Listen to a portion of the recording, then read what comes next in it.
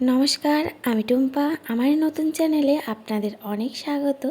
আর আপনারা কেমন আছেন? আশা করি ঠাকুরের কৃপায় ভালোই আছেন। আমরাও ঠাকুরের কৃপায় বেশ ভালোই আছি। গুরুজনদের প্রণাম আর ছোটদের অনেক ভালোবাসা জানিয়ে আজকে নতুন আরও একটা ব্লগ শুরু করলাম।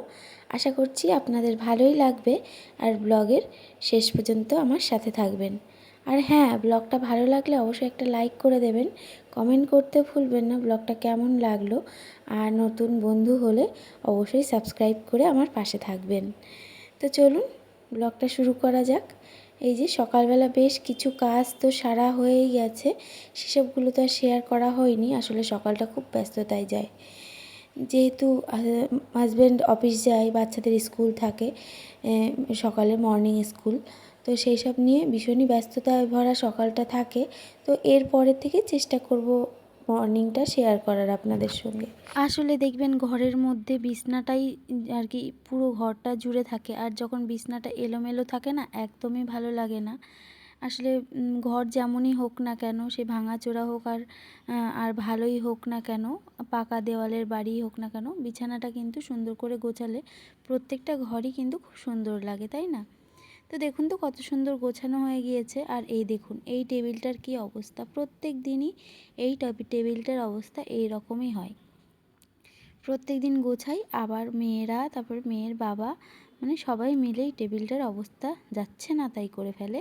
তো আমাকে আবার গোছাতে হয়। দেখো কোনো রকম করে গোছাচ্ছি, কি করব, সব সময় তো আর একদম পরিপাটিভাবে করা যায় না। মানে সমস্ত কিছু ঢেলে ঢুলে এই কদিন আগেই করেছি আর কি, সমস্ত কিছু ডিক্লাটার করেছি। আর এখন যা আছে সবই আর কি দরকার আছে, দরকারি জিনিসপত্র, তো এর মধ্যে থেকে কিছুই ফেলতে পারবো না। আর এই যে এদিকে গান চালিয়ে নিয়েছি। আসলে একা না বোবার মতন কাজ করতে একটুও ভালো লাগে না, যেহেতু এখানে আমি একাই থাকি আর হাজব্যান্ড অফিসে চলে যায়, বাচ্চারা স্কুলে। তো সেই কারণে না আমি ওরকম গানটা চালিয়ে দিই। আর পুরোনো দিনের গান শুনতে আমার ভীষণ ভালো লাগে। আর তারপরে ওই গান শুনতে শুনতে কখন যে আমার কাজগুলো শেষ হয়ে যায় একটুও বুঝতে পারি না, আর কষ্টটাও না একটু কম হয়। আর ওই যে চুপচাপ কাজ করতে থাকলে না, তখন না মনে হয় কী কষ্ট হচ্ছে, এই কী কষ্ট হচ্ছে, কাজই করতে ইচ্ছা করে না। আর এই যে দেখতে পাচ্ছেন তো এত কাগজ, কাল রাত্রিবেলায় ঘর ঝাড় দিয়েছিলাম জানেন তো, কিন্তু কোনো লাভ হয়নি ঘর ঝাড় দিয়ে। আমার মেয়েরা পরে আবার কাগজ কুচিয়েছে ঘর ঝাড় দিয়ে, যেহেতু রাত্রে বাইরে ফেলতে নেই, তো টেবিলের তলায় রেখে দিয়েছিলাম। আসলে ওই যে ইউটিউবে দেখে এটা ওটা বানানো, আর সেগুলোই বানানোর চেষ্টা করে, তো কখনো সফল হয় আবার কখনো বা সফল হয় না। তো আমি ওই জন্য বেশি কিছু বলি না, আর খুব বেশি বকাঝকা করলে না একটুও কথা শুনতে চায় না, তাই আদর করে বলারই চেষ্টা করি। তো ওইদিকে ঘর বারান্দায় সব ঝাড় দিয়ে নিয়েছি। আসলে বারান্দা তো নেই, দুটো ঘরই আর কি। আর তারপরে এই যে উঠোনটা ঝাড় দিয়ে নিলাম। আসলে ঘর ঝাড় দেওয়ার পরে উঠোনটা যদি না ঝাড় দিই না, একদমই ভালো লাগে না। আর তারপরে বাচ্চারা উঠোনে খেলা করে, আর সেই ময়লাগুলোই কিন্তু ঘরে আবার চলে আসবে, তাই সবসময় কি করি, ঘর ঝাড় দিয়ে উঠোনটাকে আবার ভালো করে। কাল আসলে অনেক রাত করে ঘুমিয়েছি, এই 1-1:30 বাজে। আসলে রাত্রে না হাজব্যান্ডের ওর অফিসে নিমন্ত্রণ ছিল, আর অফিসটা পাশেই আর কি, যেহেতু এখানে অনেকগুলো অফিসেই ওর ডিউটি থাকে।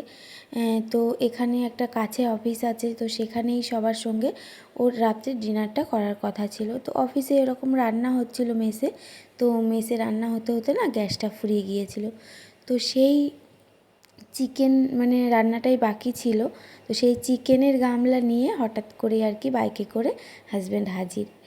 তো সেই তখন বাজে 11:30, আর সেই চিকেন রান্না করে দিলাম। আর তারপরে ওরা নিয়ে গেল, আর কিছুটা মনাদের জন্য রেখে গেল আর কি। তো সেটা আর কি কালকে খাওয়া হয়নি, কালকে যেহেতু পনির রান্না করেছিলাম, আমরা দুপুরবেলায় পনির খেয়েছিলাম। আর আমার না বেশ পনিরটা ভালোই লাগে, আর মনারাও খুব ভালোবাসে। তো বলেছিলাম বৃহস্পতিবার দেখবেন মাছ টাছ রান্না করতে না অনেক ঝামেলা, তো সেই কারণে বলেছিলাম একটু পনির নিয়ে এসো, পনিরটাই রান্না করব। আর বেশ অনেক কিছুই করেছিলাম, ডাল, পটল ভাজা, আলু ভাজা, উচ্ছে আলু কুমড়ো ভাজা। আর তারপরে স্নান করে পুজো দিয়ে তারপরে পনিরটা আর কি দুপুরে রান্না করেছিলাম। আর সেটাই আর কি আমরা ভেবেছিলাম রাত্রে ডিনারটাও হয়ে যাবে, রুটি করব ব্যাস, তাহলে আর কিছুই লাগবে না। তো এরকম হাজব্যান্ড হঠাৎ করে ফোন করে বলল, একটু বেরিয়েছিল অফিস থেকে এসে পরে, তারপরে ফোন করে বলল আমার আজকে একটু নিমন্ত্রণ, আমি খেয়ে দিয়ে তাই বাড়ি আসবো। তাই আমি বললাম ঠিক আছে, তাহলে আমরা মনারা খেয়ে নিই। রুটি করে, ব্যাস কোনো ঝামেলাই নেই। তো আমরা খেয়েছিলাম আর কিছুটা পনির রয়েই গেছিলো। তো রাত্রিবেলা ওরকম হঠাৎ করে হাজির, আমাকে বলছে যে বাড়ি যাচ্ছি, এখানে গ্যাসটা ফুরিয়ে গিয়েছে। তো আমি বললাম ঠিক আছে আসো। সত্যি খুব খারাপ লাগে। আর এই জন্য এসে সেই চিকেনটা রান্না করলাম। আর রান্না করে ওরা খেয়ে দিয়ে আবার বাড়ি আসতে হাজব্যান্ডের অনেকটাই রাত হয়েছিল। তারপরে ঘুমাতে ঘুমাতে যথারীতি অনেক রাত হয়েছে, তাই আজকে একটু উঠতে লেটই হয়ে গিয়েছে। আর এই বেশ কদিন ধরে এরকমটাই হচ্ছে, যেহেতু আমাকে প্রায় 5টা 5:30টায় ঘুম থেকে উঠে যেতে হয়। মেয়েদের ওই 6:30 থেকে স্কুল থাকে, আর তার আগেই ওদেরকেও তুলতে হয়, ওদেরকে ফ্রেশ করাতে হয়, মানে প্রচুর কাজ থাকে সকালবেলায়। কিন্তু বেশ কদিন ধরে না অনিয়ম হয়ে যাচ্ছে। যাই হোক, কী করা যাবে, আবার সব কিছু ঠিক হয়ে যাবে। আচ্ছা, আপনাদের সঙ্গে গল্প করতে করতে দেখুন আমার কিন্তু বেশ কিছু কাজ হয়েই গেল। আসলে ওদিকে চায়ের বাসন ছিল, সকালে যেহেতু লিকার চা করেছিলাম, আর আমরা না সকালে লিকার চাই খাই। আসলে একটা সময় প্রচুর দুধ চা খেতাম, আর এখন না হাজব্যান্ডের যেহেতু অ্যাসিডিটি হয়, হাজব্যান্ড তো অনেক বছর ধরেই লিকার চা খায়, কিন্তু আমি এখানে আসার পরেই আর কি ওই লিকার চাটা বেশিরভাগ খাওয়া পরে, দুধ চা খাই মাঝে মাঝে। চা খেতে ভীষণই ভালোবাসি, আর চা খেলে যেন একটা আলাদাই এনার্জি পাওয়া যায়, আর কাজ করতেও যেন বেশ ভালোই লাগে। তো দেখুন এখানে ওয়েদারটা আজকে এরকম ঝোড়ো হাওয়া দিচ্ছে, আর বেশ আকাশটা বেশ ভালো লাগছে। এদিকে দেখুন ভাতটাও হয়ে গিয়েছে, আর ভাতটা এখানে এরকম করে দিয়ে যাচ্ছি, ফ্যানটা ঝরে যাবে আর ভাতটা একদম ঝরঝরে হয়ে যাবে। আর আপনাদের কাদের কাদের সাথে এরকমটা হয় বলুন তো? আমার তো প্রায় হয়। এরকম ভাত বসিয়ে চলে যাই, আর এরকম ভাতের ফ্যান মানে আসতে দিয়ে যাই, তারপরেও এরকম ভাতের ফ্যান পড়ে যাবে, আর তারপরে আমাকে আবার মানে মুছতে হবে। অনেকটাই কাজ বেড়ে যায়, যেমন দুধ চাল বসালেও অনেক সময় কি হয়, দুধটা উতলে পড়ে যায়, এত আস্তে দিয়ে রাখি। আসলে এইসব কাজ তো মানে বসিয়ে রেখে আমাদের মনে হয় যে এখানে দাঁড়িয়ে থাকলে হয় না, প্রচুর কাজ করে নেওয়া যায় গ্যাসে রান্না চাপিয়ে দিয়ে। যেহেতু এক জায়গায় বসে থাকলে সেই আরও একটা কাজ পড়েই থাকবে, তো সেটা একদমই ভালো লাগে না। যত তাড়াতাড়ি কাজ করে নিতে পারবো তত তাড়াতাড়ি তারপরে আর একটা কাজ করা যাবে, আমাদের মনে তো এই সব চিন্তাই চলে। আর সকালবেলা ঘুম থেকে উঠেই ভাবতে থাকি কোনটার পরে কোনটা করব, একটা যেন মাথার মধ্যে ছক কষে নিই, আর তারপরেই কিন্তু কাজ শুরু করি। যাই হোক, দেখুন কালকে যে রাত্রে চিকেন রান্না করেছিলাম, সেই চিকেন এইটুকুনি আর কি ও রেখে গিয়েছিল মনাদের জন্য। ওরা যেহেতু একটু খেতে ভালোবাসে, তো এনেছিল যে জন্য ওদের জন্য একটু রেখে গেছিলো। আর এই দেখুন ওখানে একটু চাটনি আছে, পনিরের তরকারি, এই যে ডাল, মুসুর ডাল আর কি, আর এখানে দেখুন একদম পটল ভাজা, আলু ভাজা, সমস্ত কিছুই রয়েছে। তো এগুলো দিয়েই না আমাদের আজকে সেই দুপুর পর্যন্ত চলে যাবে, যেহেতু আমরা 3জনেই খাবো মায়ে যেয়ে। তো দেখুন 10টা 4 বাজে, এখন কিন্তু আমার সমস্ত কাজকর্ম হয়ে গিয়েছে। আমি চলেও গেছিলাম, ফুলও নিয়ে এসেছিলাম, ঠাকুরের যেহেতু পুজো দেব। আর এখানে না প্রচুর ফুলের দাম। তো পাশে একটা বাড়ি আছে, সেখানে না সেই গাছে প্রচুর ফুল ফোটে, তো সবাই ফুল নেয়, তো আমিও 2-4টে ফুল নিয়ে আসি।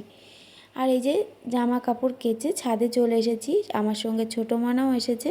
আর এই উপরে ছাদে না ফুল গাছ আছে, তো ওখান থেকে একটা ফুল তুলে আমাকে দিচ্ছে, বলছে মা আমি তোমাকে খুব ভালোবাসি, এইসবই আর কি হচ্ছে।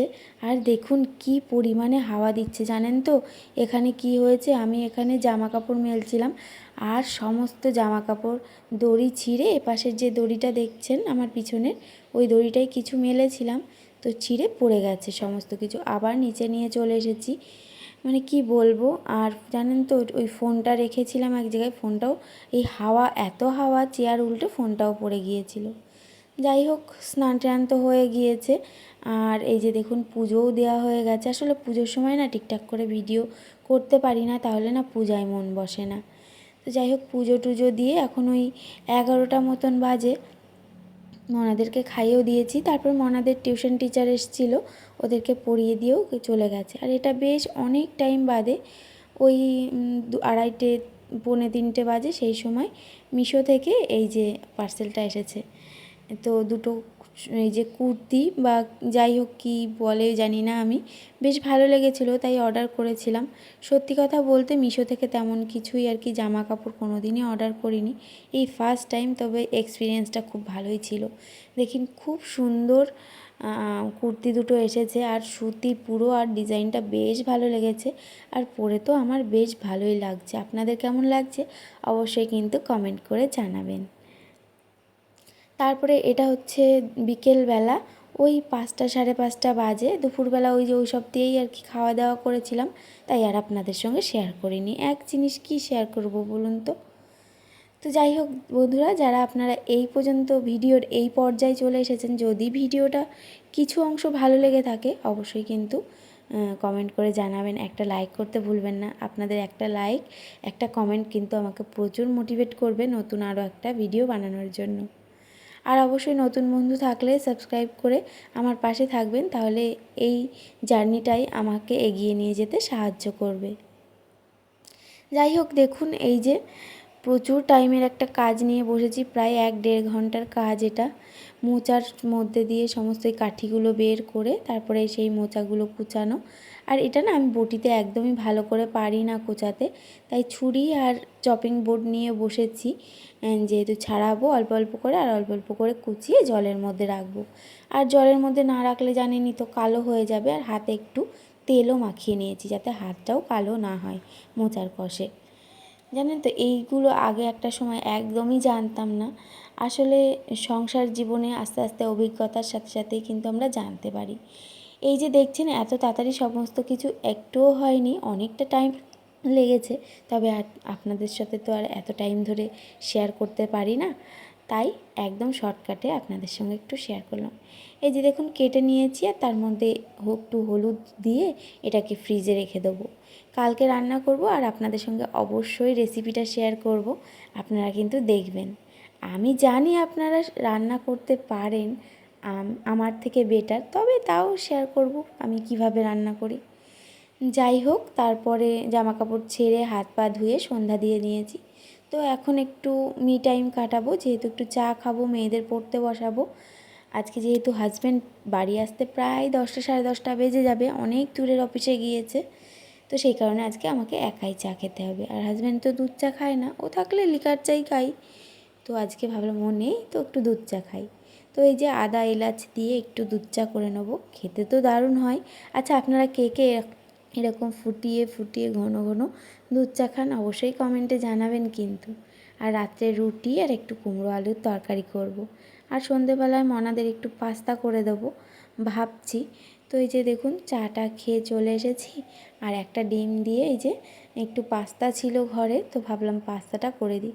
কিন্তু জানেন তো আমার বড় মেয়ে না, বড় মনা একদমই পাস্তাটা ভালো খায়নি, জানি না কেন। ও না পাস্তাটা তেমন করে ভালো খেতেই চায় না। চাউমিন করে দিলে ভীষণ ভালো খায়, চাউমিনও ছিল, তো চাউমিন তো প্রায় দিনই করি, তো ভাবলাম চলো একটু পাস্তা করি, আমিও 2-1 চামচ খেয়ে নেব, আমার কিন্তু বেশ ভালো লাগে। আসলে ওরা না পেঁয়াজ টিয়াজ তেমন করে খায় না, তো সেই কারণে পেঁয়াজ দিইনি, রসুন একটু থেতো করে তেলের মধ্যে দিয়েছিলাম, আর তারপরেই পাস্তাটা দিয়ে ভেজে একটু লবণ হলুদ একটু লঙ্কার গুঁড়ো একটু সামান্য গরম মশলার গুঁড়ো দিয়েছি, আর তার মধ্যে একটু ডিম একটা দিয়েছি, আর একটু ওই যে টমেটো সস অল্প ছিল, তো ওতে একটু জল মিশিয়ে সেটাকে আর কি ওর মধ্যে দিয়ে দিয়েছি। তো খেতে একটু ভালো হবে, আর একটু টমেটো সস হলে না খেতে আরও ভালো হতো, কিন্তু ওই যে টমেটো সস একদমই অল্প ছিল, ওই জন্য অল্পই দিয়েছি। আর দেখতে কিন্তু বেশ লোভনীয় হয়েছে, আর খেতে আমার কাছে বেশ ভালোই লেগেছে, কিন্তু ওদের আর একটু সস হলে একটু টকটক হলে ওরা বেশ ভালো খায়। তো যাই হোক, এখানে রুটি করা হয়ে গেছে, তরকারি করা হয়ে গেছে, আর ভিডিওর প্রায় লাস্ট পর্যায়ে চলে এসেছি। আপনাদের ভিডিওটা কেমন লাগলো অবশ্যই কমেন্ট করে জানাতে ভুলবেন না। আর হ্যাঁ, আপনারা ভালো থাকবেন, সুস্থ থাকবেন, সাবধানে থাকবেন। আজকে আসি, আবার কাল দেখা হবে নতুন আরও একটা ভিডিও নিয়ে। আর হ্যাঁ, অবশ্যই অল্টারনেটিভ ডেতে আমি কিন্তু ভিডিও দিই, রোজ ভিডিও দিতে পারি না। তবে চলুন আজকের মতন টাটা।